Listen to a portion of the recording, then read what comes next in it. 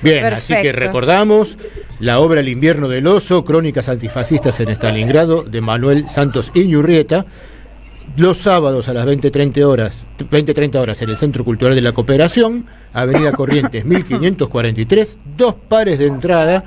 Vamos a estar sorteando a partir de este sábado en nuestro programa para ir a ver esta función a partir del día 24. Ahí También está. nos escriben al 0530, Hola. al 0 3200. 3200 al 11 3200 0530. Ahí está. Bueno, porque ahí hay alguien que está diciendo hola, justamente ahí ya estamos, porque vamos a ir directo entonces a nuestra primera entrevista, que es de un tema, se nos va la sonrisa de la cara, porque nos metemos en la tragedia más trágica que vive, perdón la redundancia, que vive la humanidad en este momento. Nos referimos al genocidio recrudecido que vive el pueblo de Palestina, la Franja de Gaza, donde, bueno, en los últimos 2 o 3 días hubo más de 250 muertos y muertas, y hambre y hambruna, y no dejan entrar ayuda humanitaria, y realmente eso se dio en el marco de los 77 aniversario de la Nakba, del primer desalojo violento, también cuando empieza el genocidio y este desalojo brutal y violento del pueblo palestino de sus tierras. Y para eso vamos a charlar con un compañero, con un periodista que es brasilero, pero que es realmente especialista en estos temas. Nos referimos a Breno Altman. Él es, además es fundador de un medio que les recomendamos que visiten, muy bueno, muy interesante, que se llama Opera Mundi, una plataforma. Y él fue incluso denunciado, como está pasando en varias partes del mundo, fue denunciado por cuestionar justamente al genocidio que se está desarrollando en Palestina. Breno Altman tiene orígenes en familia judía. De hecho, conmigo compartimos, lo cuento al aire, Breno, un chat, un grupo con distintas personalidades que se llama Raíces Judías por Palestina. Y justamente gente que venimos desde esos orígenes y que somos antisionistas y nos pronunciamos obviamente en contra de esta brutalidad que nos hace bastante inhumanos. Breno, acá te saludamos Atilio Borón, Telma Luzzani, Marcelo Rodríguez y Paula Klachko. ¿Cómo estás, querido Breno? Todo bien, mis saludos a ustedes, un gustazo poder hablar en ese momento directamente con Argentina sobre un tema tan relevante. Así es, gracias a vos por atendernos. Y bueno, has sacado muchísimas notas, muchísimos artículos.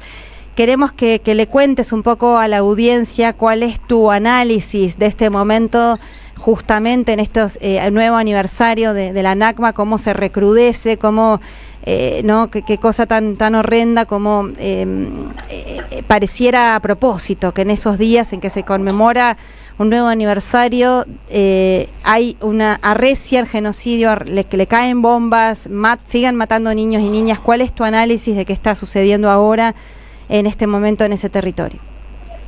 Bueno, yo creo que desde marzo, cuando Israel rompió el alto de fuego en la Franja de Gaza, lo que Israel busca es multiplicar su accionar genocidario para tratar de impulsionar lo máximo posible la conquista del territorio palestino, del territorio en la Franja de Gaza y también en otras partes, porque hay que recordar que Israel sigue atacando el Líbano al sur de Siria, además de plantear que la solución de los 2 estados, que en algún momento fue aceptada por el régimen sionista como una posibilidad, ahora está muerta. O sea, Israel trata de controlar toda la región palestina del río al mar, del río Jordán hasta el mar Mediterráneo, y trata de consolidar, digamos, el proyecto de colonialismo sionista que ha empezado desde el principio del siglo XX, ¿no? Y yo creo que en ese momento que hay una crisis de las alianzas de Estados Unidos con el gobierno Trump, hay momentos de instabilidad, Netanyahu trata de avanzar lo más rápido que pueda en su proyecto y por eso multiplica la acción militar contra Gaza con esos números que usted misma recién los informó a la gente que nos escucha, ¿no?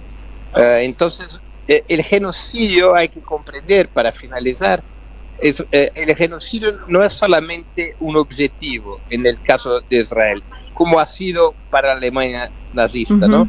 La Alemania nazi tenía en el genocidio un objetivo en sí mismo. Para Israel, además de un objetivo, es una herramienta, es una arma de presión por limpieza étnica, es un mensaje permanente a los palestinos que es: o salen de su territorio para alguna parte, aunque sea el mar, o nosotros vamos a matarlos a todos.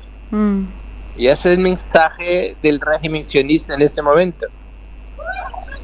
Así es. Bruno, Telma Luzani te saluda.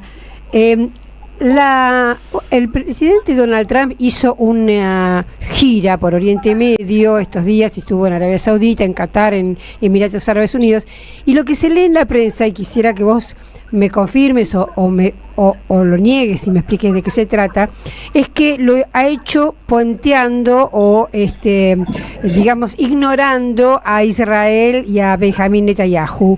¿Es así? ¿Ha cambiado algo con la política de Donald Trump o sigue pensando todavía en un resort de lujo en Gaza? Mira, yo creo que la posición del presidente de Estados Unidos, Donald Trump, es una posición errática, pendular, porque lo que ocurre, Trump desea mantener buenas relaciones con los países árabes del Medio Oriente. Esos países árabes son aliados estratégicos para Estados Unidos, al lado de su estrategia permanente de alianza con Israel.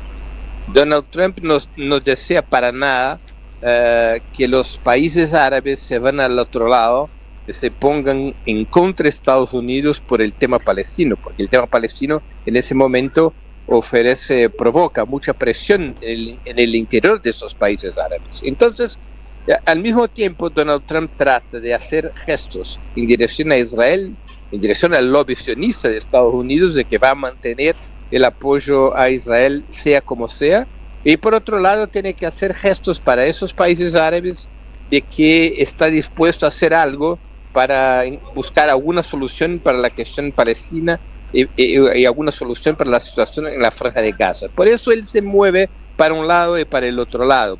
Para un lado, cuando propone ese resort en la Franja de Gaza, que todos los palestinos salgan y que el control del territorio pase a las manos de Estados Unidos, y por el otro lado, cuando, digamos, establece promesas, aunque no muy claras, de que va a buscar una solución humanitaria inmediata, o de que va a hacer algún tipo de negociación con Irán para reducir la tensión en ese tema, o que va a proponer algo que controle, limite el accionar genocidario de Israel en la Franja de Gaza. Es un movimiento pendulario. Mira, hay que considerar también que Donald Trump tiene muy claro que el tema Palestina provoca, el tema del genocidio del pueblo palestino genera mucho desgaste interno en Estados Unidos, no solamente con los sectores progresistas, en ese momento también con esos sectores nacionalistas de derecha que empiezan a preguntar bajo el eslogan de Trump, America First, empiezan a preguntar, mira, ¿por qué poner plata en Israel si nosotros no tenemos plata para resolver nuestros problemas? Empieza a haber en la base social de Trump una presión para que Estados Unidos, digamos, cambie su política con Israel. Entonces, es un movimiento irregular, pero no es el mismo movimiento de los demócratas. Donald Trump tiene una política más contradictoria en relación a Israel de lo que la tenía Biden. Bueno, tengo otra pregunta. Adelante. Es que es más interna, no sé si algún compañero quiere, pero ya la hago.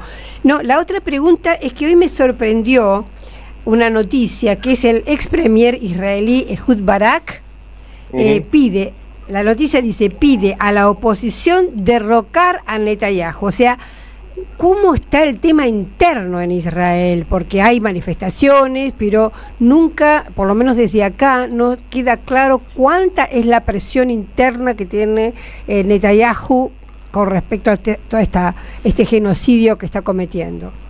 Mira, Netanyahu tiene el control del Knesset, del Parlamento israelí, ¿no?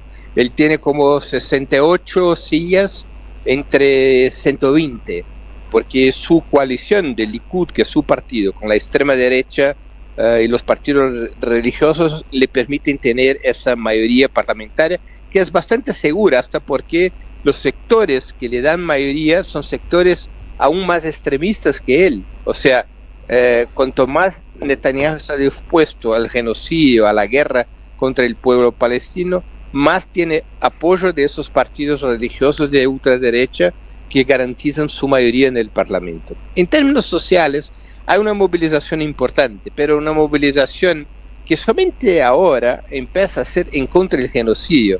Hay que llevar en cuenta que la movilización que hubo todos esos meses en Israel tuvo que ver con el tema de los rehenes, o sea, de que había que buscar un camino para resolver el tema de los rehenes, y no, era como si la discusión fuera la siguiente, o sea, de un lado los que proponían, como Netanyahu, hagamos el genocidio, la destrucción del pueblo palestino para resolver el tema de los rehenes, y del otro lado el otro sector sionista que proponía, primero vamos a negociar los rehenes y después de negociar los rehenes, ahí sí hacemos la guerra contra el pueblo palestino. O sea, un problema de lo que venía antes, de la liberación de los rehenes o de la destrucción del pueblo palestino. Esa es la división, digamos, fundamental en el interior del sionismo, entre el gobierno y la oposición. Hay que llevar en cuenta que el sector antisionista o no sionista de la política de Israel es muy minoritario. Básicamente es el Hadash,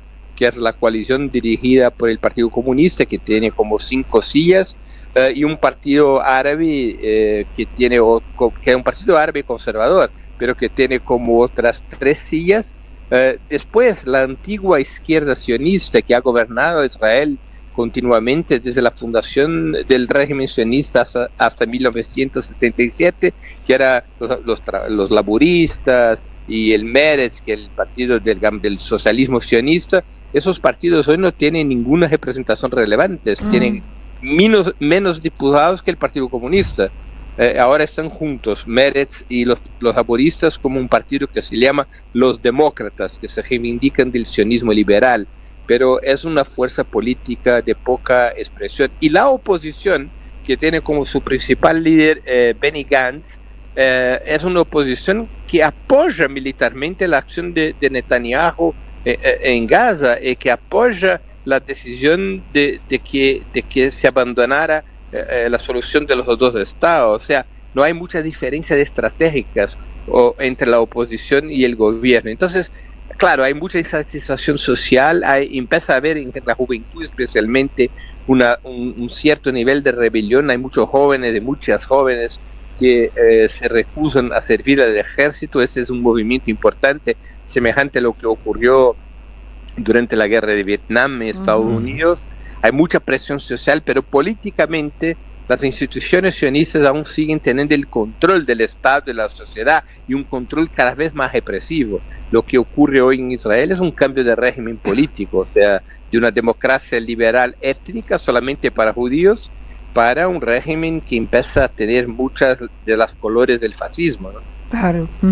Bueno, la última de mi parte, Breno, no, es el tema de China, porque, digamos, bien, haciendo el excelente análisis que vos estás haciendo, uno siente que no hay muchas posibilidades ni muchas perspectivas de cambio, que van a seguir muriendo atrozmente los palestinos, porque en Cisjordania también los persiguen, pero ha aparecido algo nuevo, y es que China, que generalmente pasa de los, digamos, no se mete de lleno en los problemas, ha hecho declaraciones muy fuertes respecto de Gaza, sobre todo con el presidente, con tu presidente, con el presidente Lula, ahora cuando estuvieron en Beijing, y bueno, y ha pedido que, digamos, por un lado demostró la profunda preocupación que genera el tema del genocidio, y por otro, de alguna manera exigió que hubiera un cambio.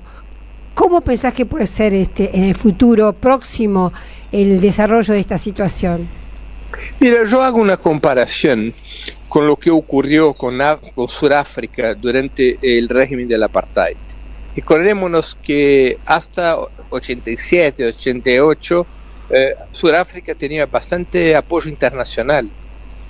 Solamente cuando el régimen de Sudáfrica tiene su naturaleza expuesta con la resistencia interna del Congreso Nacional Africano, cuando la violencia del régimen del apartheid sale a la luz, solamente bajo esas circunstancias empieza un cambio en la opinión pública internacional, movimientos de presión y finalmente empieza medidas de boicot contra el régimen del apartheid que lo debilitarían muchísimo y que llevarían a su final.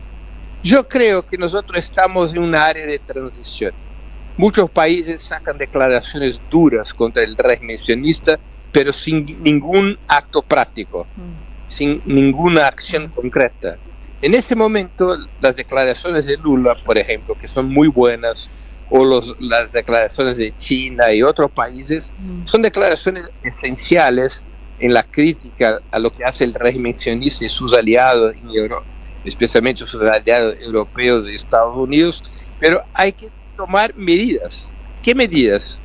Boicot absoluto, ruptura de las relaciones diplomáticas comerciales, todo el paquete de medidas que se adoptó contra el régimen de apartheid en Sudáfrica.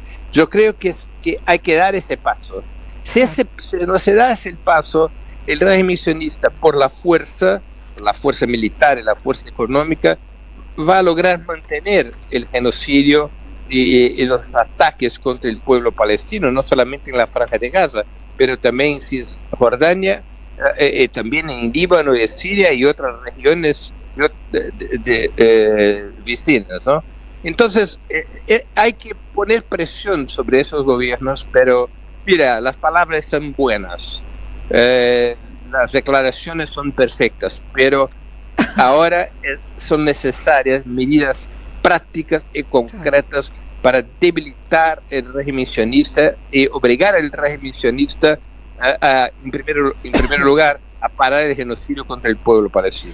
En América Latina, quienes rompieron relaciones diplomáticas dignamente en el marco de este genocidio son, Bolivia, Venezuela, Cuba y Colombia. Sí, así es. Así que eso también hay que reconocer, esa dignidad, ¿no? De pasar al acto, como tú dices. Lo que necesita es que uno de los grandes países del mundo haga eso, sí. ¿No? O sea, es el caso. Yo creo, por ejemplo, que el presidente Lula podría tener ese rol. Claro, y sí. Así es. Pero, hola Breno, Atilio te habla. Atilio, no sé si me escuchas. Sí, escucho bien. No, te diría que parecería poco probable, ¿verdad?, que Estados Unidos pudiera realmente adoptar una línea como la que tú correctamente señalas, porque si no hay una política dura de boicot, por lo menos no vender más armamentos e imponer sanciones, va a ser muy difícil parar este genocidio. Esta gente va a arrasar Gaza. Bueno, de hecho ya creo que las 3/4 partes del territorio gazatí han sido reducidas a escombros, y la idea de ellos es volver a lo que fue la Nakba, expulsar directamente al desierto a los palestinos y que se arreglen, y esto va a contar con la complicidad de Estados Unidos, ¿verdad? Porque ahí el lobby sionista es muy, pero muy importante. Lo dijo los otros días el economista Jeffrey Sachs. Él dijo: la política hacia Medio Oriente e Israel no la hace el gobierno de Estados Unidos, lo hace el lobby sionista que está en Washington. Entonces, desgraciadamente es un cierto pesimismo que tengo, y ojalá deseo fervientemente equivocarme. Atilio, mira, yo creo que hay un fenómeno nuevo sobre lo cual tenemos que tener atención, que es una ruptura aún parcial, aún minoritaria, entre los judíos y la diáspora. Mira que una parte de los judíos de Estados Unidos tiene una comunidad judía de 6 millones de personas, que es casi la cantidad de ciudadanos judíos de Israel, ¿no? Son 7 millones de judíos en Israel, 6 millones de judíos en Estados Unidos. Esa es la base, digamos, poblacional, demográfica del lobby sionista en Estados Unidos, perdón. Mira que una parte de esa comunidad judía en Estados Unidos está se poniendo en contra del régimen sionista. Cuando uno mira los grupos que fueran o que son las vanguardias de las movilizaciones en las universidades, buena parte de esos grupos es integrados por judíos.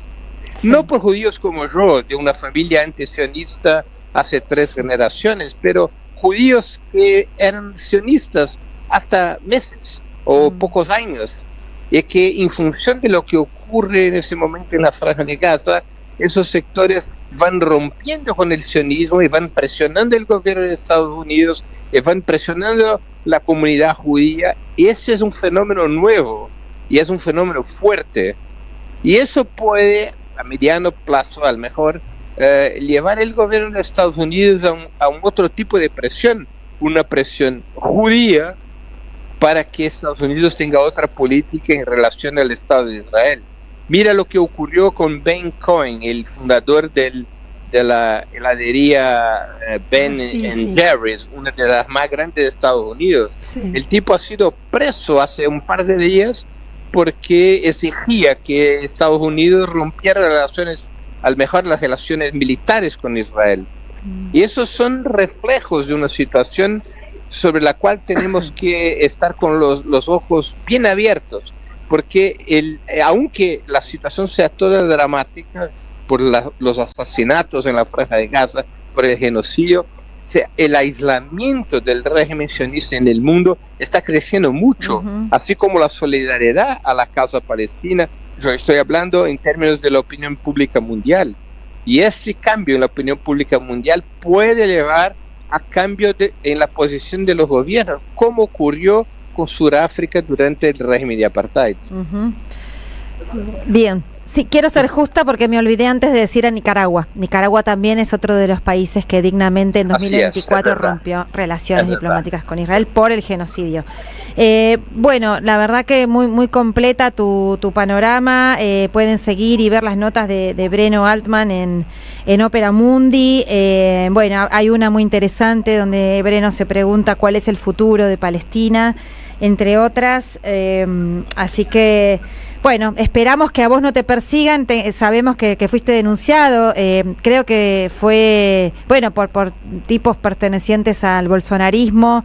Tengo entendido también que hay una moción parlamentaria para criminalizar en Brasil, de parte de diputados bolsonaristas, para criminalizar en Brasil a las protestas que se hagan en solidaridad con el pueblo palestino, así que no creo que eso amedrente al pueblo brasilero a solidarizarse en las calles, pero bueno, es una lucha también importante la que están dando ahí adentro también en Brasil. Es verdad, hay un proyecto de ley de un diputado bolsonarista para criminalizar como antisemita las protestas y las críticas del Estado de Israel, o sea, criminalizar el antisionismo como si fuera antisemitismo, claro. un crimen de racismo. Así es. Bueno, cuídate entonces, Breno, muchísimas gracias por esta comunicación. Te volveremos a llamar otro día también para hablar de Brasil, justamente. Muy bien. Y bueno, muchas gracias por tu participación en Diálogo Internacional. Yo agradezco mucho la invitación. Para mí es un honor hablar con ustedes y con su público. Gracias. Muchas gracias. Estábamos hablando con Breno Altman, periodista brasilero, experto en varias temáticas, entre ellas tema Palestina. Así que ahora vamos a una tanda en Diálogo Internacional y enseguida regresamos. Deja tu mensaje en nuestra línea